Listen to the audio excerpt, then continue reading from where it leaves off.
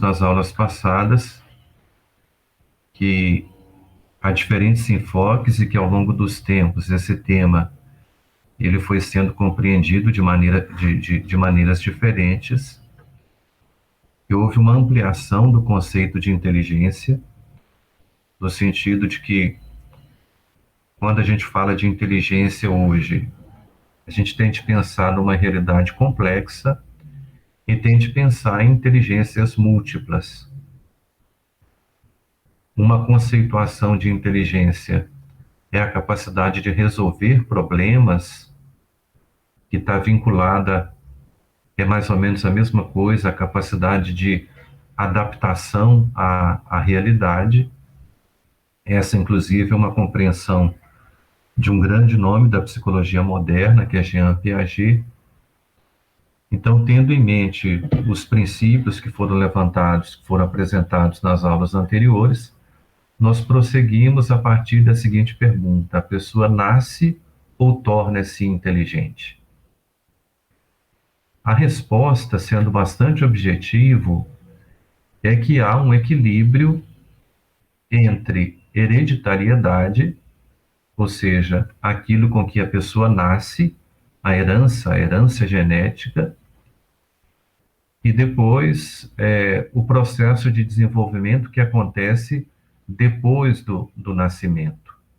Há uma interdependência, então, entre o organismo, que tem a sua constituição genética, e aquilo que acontece como processo de desenvolvimento na cultura, no ambiente, no lugar em que a pessoa vive, com as muitas experiências que a pessoa faz durante o processo de desenvolvimento. Dá para perceber, então, que os pensadores, há importantes pensadores que defendem opiniões diferentes. Por exemplo, Eysenck, ele sustenta a hereditariedade da inteligência, então ele acentua a importância dos fatores genéticos, enquanto outros acreditam que a inteligência ela se desenvolve a partir das relações sociais e dos estímulos que são recebidos do ambiente.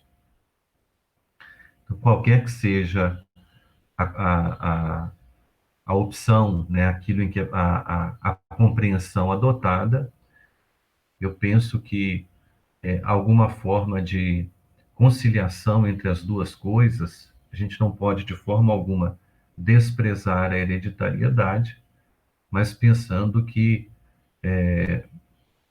o ambiente, o processo de desenvolvimento, o tipo de infância, o tipo de vida, o tipo de estímulo, né, que a pessoa recebe na infância e nas outras etapas da vida, são muito importantes, né?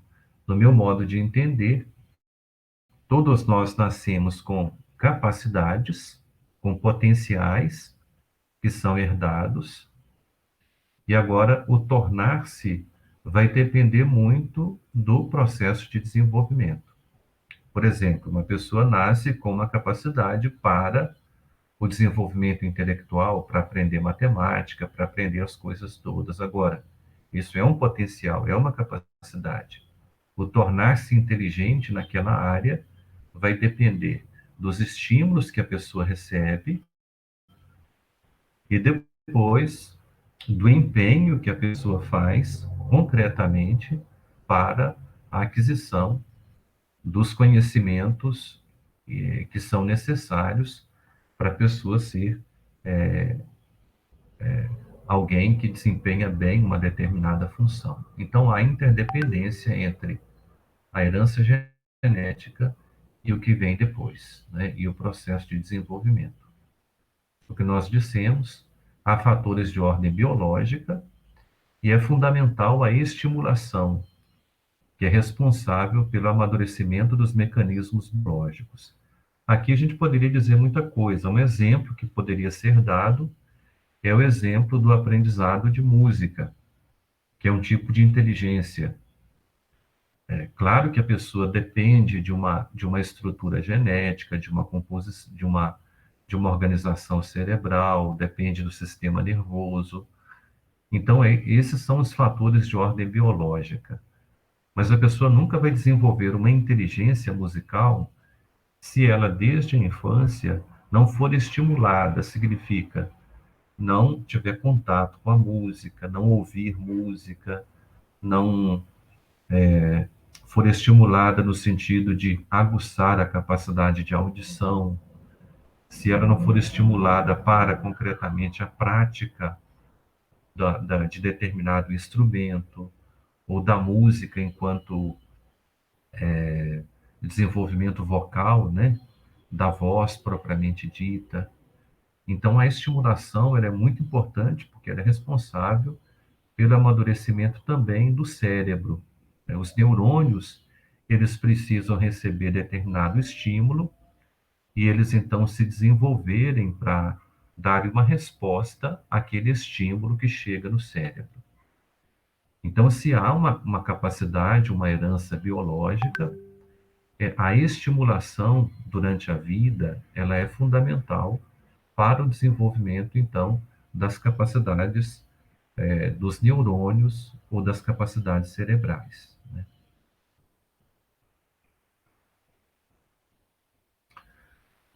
Uma outra questão que é muito importante quando se fala de inteligência é esse conceito de quociente de inteligência, né, que a gente chama de QI. Fala-se muito do QI, então, uma pessoa que tenha um determinado QI elevado, há testes para se aferir, né, o nível, né, do quociente de inteligência em determinado período. Esse conceito de QI, ele era praticamente assim considerado definidor do futuro de uma determinada pessoa.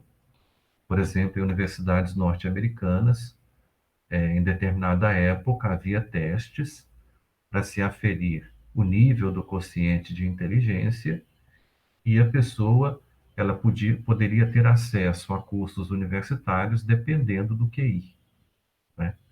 Como se o QI ele fosse uma variável capaz de fazer uma verdadeira previsão do futuro de uma pessoa, do maior ou menor sucesso ou êxito de uma determinada pessoa, né? Então, o que a gente pode dizer sobre o QI? Primeira coisa, há um fato que é inegável, que é a diversidade do patrimônio genético entre as pessoas. Cada pessoa, em razão do pai, da mãe e dos antepassados, ele nasce com um determinado patrimônio genético, né? Agora, a pergunta que se segue é até que ponto esse patrimônio genético influencia o desenvolvimento da inteligência, ou ele define o desenvolvimento da inteligência, o quanto uma pessoa vai ser inteligente ou não. Sobretudo se a gente entende inteligência aqui no sentido amplo do termo, como uma multiplicidade de capacidades para adaptação à realidade, para resolver problemas. Então, muitos estudos mostram a importância dos fatores ambientais. O que significa isso? O fato de eu nascer numa determinada família, de ter acesso a determinadas escolas, depois, além da inteligência propriamente dita, outras variáveis como a capacidade de empenho de uma determinada pessoa, a dedicação de uma determinada pessoa, o método educativo, os aspectos afetivos, o quanto eu desenvolvo gosto pelo estudo, o quanto eu desenvolvo gosto pela aprendizagem, pela participação na escola, pela leitura. Então, há uma série de outras variáveis na personalidade, no ambiente, que vão concorrer assim de maneira bastante direta para o maior ou menor desenvolvimento da inteligência. E quanto a isso, a gente não pode, de maneira nenhuma, a gente não pode negligenciar esses variados fatores, né? Dito isso, vejamos bem. foram desenvolvidos testes de inteligência. Ainda hoje, há muitos testes de inteligência que continuam sendo utilizados. Por exemplo, existe um teste que se chama BPR-5, que é uma bateria de provas de raciocínio. São 5 tipos diferentes de raciocínio. Por exemplo, raciocínio numérico, o raciocínio com relação a espaços, com relação a movimento, com relação à linguagem, com relação a números, para mostrar que as inteligências, como a gente vem afirmando, são capacidades múltiplas. Os testes clássicos de inteligência, eles tinham um objetivo, que era esse de garantir uma adequada instrução, organização de programas individualizados de recuperação para médias inferiores à norma. Então, os testes clássicos de inteligência, eles nasceram na França, né, no início dos anos 1900, 1905. Então, o objetivo destes testes, falando numa linguagem muito direta, é que houve essa percepção de que alguns alunos tiravam notas inferiores à norma. Então, os testes foram criados para perceber, então, os alunos que tinham uma dificuldade de aprendizagem e depois a criação de programas para ajudar esses alunos que tinham dificuldade de aprendizagem. Esse era o objetivo inicial dos testes de inteligência. E esse objetivo inicial ele foi sendo perdido, acabaram dando uma importância muito maior a esses testes do que eles na verdade tinham, né? Então, concretamente falando, o que os testes clássicos de inteligência eles medem? Eles são indicadores da capacidade na execução dos trabalhos escolares.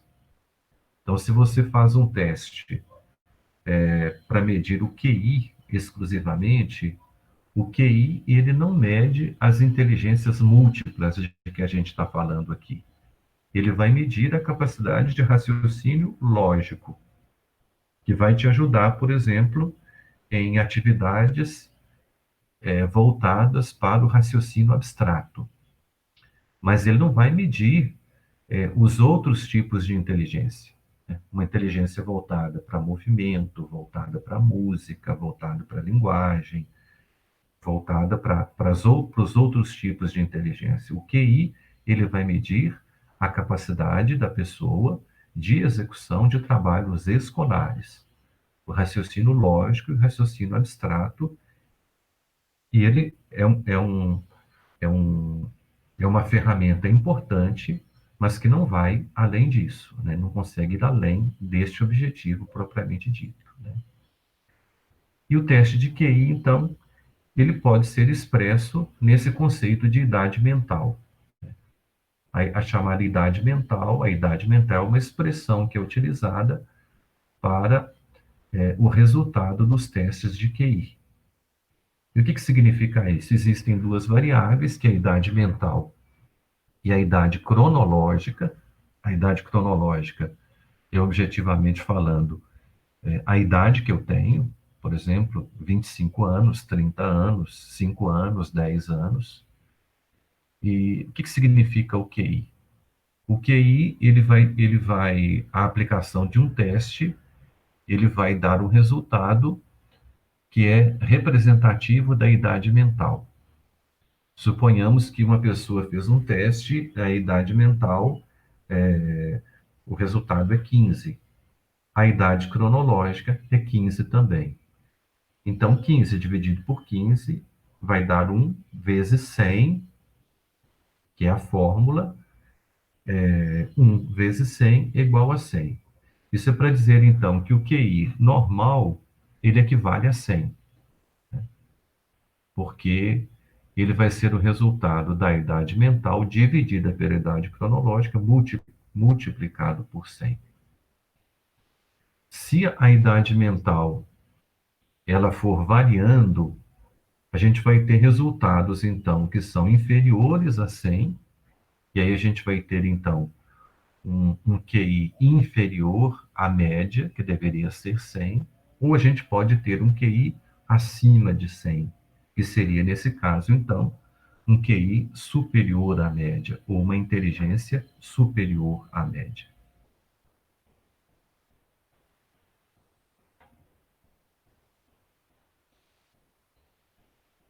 Poderíamos parar por aqui, então, por alguns instantes.